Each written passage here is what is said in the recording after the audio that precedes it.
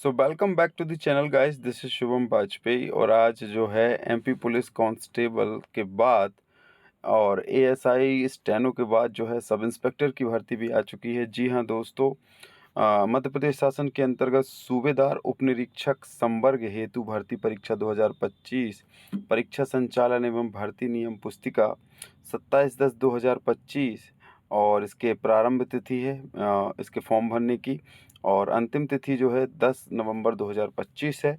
और इसमें परीक्षा का दिनांक एवं दिन जो है वो 9 जनवरी 2026 से जो है पेपर शुरू होने वाले हैं। 500 रुपये फीस है जनरल कैटेगरी के लिए फॉर्म भरने की। और SC ST और EWS के लिए जो है 250 रुपये है। उसके बाद जो है ये फिज़िकल का फीस अलग है 200 रुपये और 100 रुपये। उसके बाद आप देख सकते हैं कि 9 जनवरी 2026 से आपके पेपर शुरू होने वाले हैं। और भर्ती देख लेते हैं कि कितनी संख्या आई हुई है टोटल भर्ती।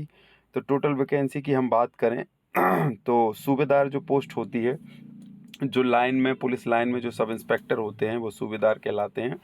उनकी भर्ती आई है टोटल 28 अलग अलग कैटेगरी का। 27 एवं 13% का विवरण दिया हुआ है स्क्रीन पर।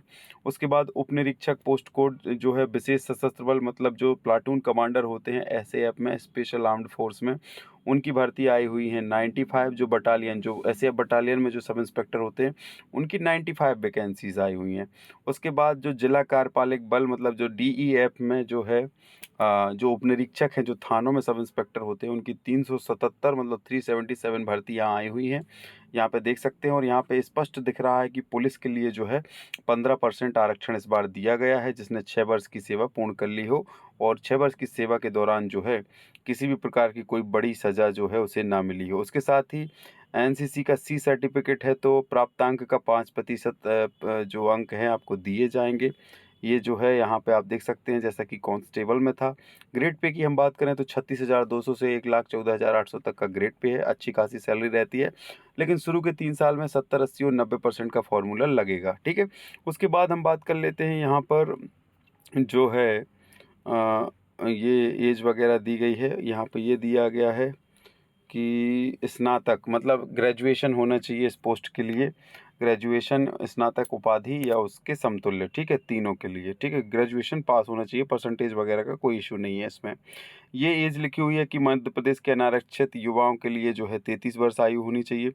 EWS के लिए भी 33 और अन्य प्रदेश के सभी अभ्यर्थियों के लिए भी 33 वर्ष है। ठीक है। और यहाँ पर जो है कुछ छूट वगैरह है। अनारक्षित श्रेणी जैसे विक्रम पुरस्कार विजेता है वगैरह है, या अंतर्जातीय विवाह वगैरह किया है उसके लिए। और सभी श्रेणी के शासकीय निगम मंडल संस्था के कर्मचारी तथा नगर सैनिक अभ्यर्थी के लिए 38 वर्ष है। ठीक है, ये शासकीय कर्मचारियों के लिए है। ठीक है। उसके अलावा अपन चलते आगे और क्या दिया हुआ है। नंबर ऑफ पोस्ट बता दी, वेतन बता दिया। अब सिलेबस देख लेते हैं कि क्या कुछ पूछा जाएगा। ये इसमें बहुत इम्पोर्टेंट चीज़ है कि इसमें क्या पूछ रहे हैं। तो इसमें प्री और मेंस का कॉन्सेप्ट रखा गया है और प्री और मेंस क्लियर करने के बाद ही जो है आप इसमें सेलेक्ट हो पाएंगे।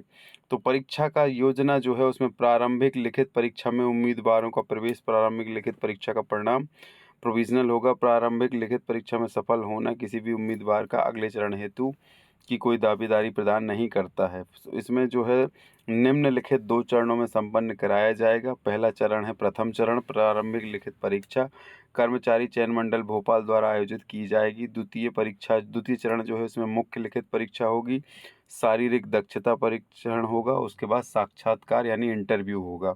द्वितीय चरण भी अच्छा खासा कठिन है और पहला चरण ही निकालना लोगों के लिए मुश्किल हो जाएगा, क्योंकि इस बार माइनस मार्किंग का भी कॉन्सेप्ट यहाँ पे दिया गया है।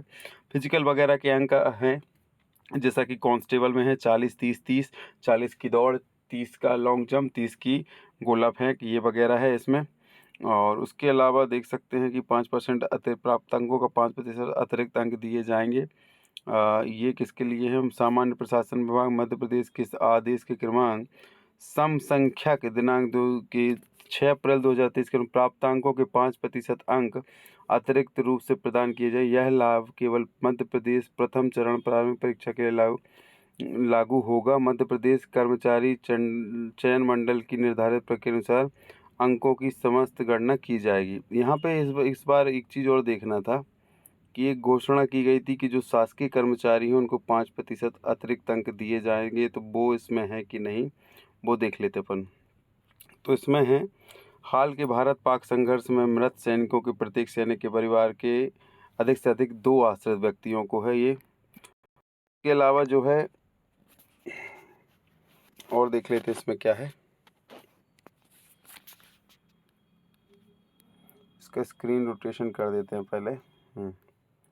स्क्रीन रोटेशन कर दिया हमने यहाँ पे। अब देखते हैं इसमें और किस किस में छूट दी गई है। उसके बाद निर्वाचन के अतिशेष कर्मचारियों को और कार्यभारित या आकस्मिकता निधि से वेतन पाने वाले कर्मचारियों को और एनसीसी वालों को, बस इतने क्यों है, बाकी किसी को नहीं, शासकीय कर्मचारियों को नहीं है। उसके अलावा ये एज वगैरह हो गई। अब सिलेबस पे थोड़ा हम नज़र डाल लेते हैं। सबसे पहले ये देखिए, 15% पद जो पुलिस विभाग के उन कर्मचारियों के लिए रखे जाएंगे जो 6 वर्ष का सेवा काल पूर्ण कर लिया हो और संपूर्ण सेवा काल के दौरान उन्हें कोई बड़ी सजा ना मिली हो। इस हेतु पात्र पुलिसकर्मियों को इकाई प्रमुख द्वारा प्रमाण पत्र देना पड़ेगा। ठीक है, मतलब एसपी ऑफिस से जो है, एसपी सर द्वारा जो है प्रमाण पत्र देना पड़ेगा।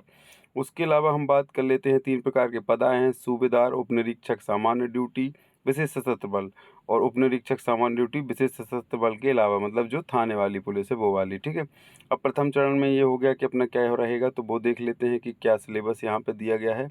उसके लिए हमको ये है, यहाँ पे 50 अंक का आपका जो है इंटरव्यू भी रखा जाएगा। यहाँ पे स्पष्ट लिखा है कि साक्षात्कार जो है 50 अंकों का होगा। उसके अलावा जो है यहाँ पर ये अंतिम परिणाम वगैरह दिया हुआ है। अब अपन सिलेबस पे चलते हैं।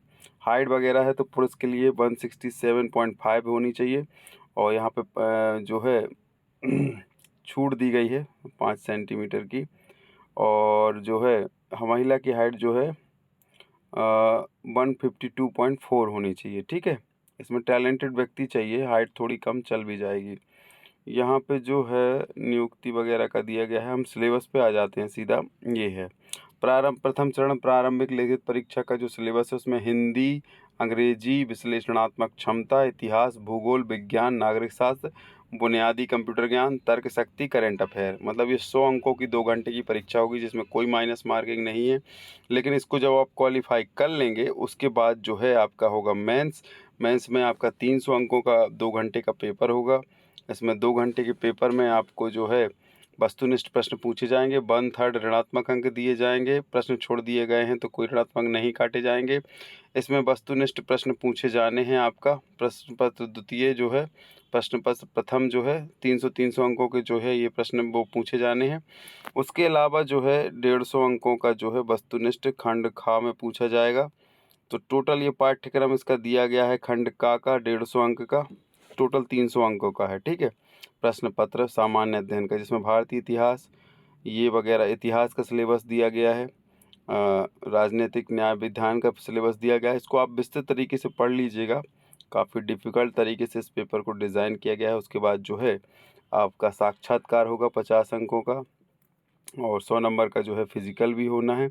उसके अंक कैसे क्या मिलने हैं उसका भी यहाँ पे चार्ट दिया गया है। पूरा विस्तृत जो है पीडीएफ जो है हम अपने टेलीग्राम चैनल एसबी स्टूडियो पर अपलोड कर देंगे, वहाँ से आप जाके देख सकते हैं और ईएसबी की साइट पर भी देख सकते हैं। तो ये भर्ती आ गई भैया, कमर कस लो। समय आपके पास ज़्यादा है नहीं क्योंकि बहुत ही कम समय में जो है आपकी प्रारंभिक परीक्षा है वो है 9 जनवरी 2026 से। वीडियो अच्छा लगा हो तो वीडियो को लाइक शेयर कमेंट सब्सक्राइब जरूर कर देना। मिलते हैं नए वीडियो में नई जानकारी के साथ, तब तक के लिए जय हिंद जय भारत।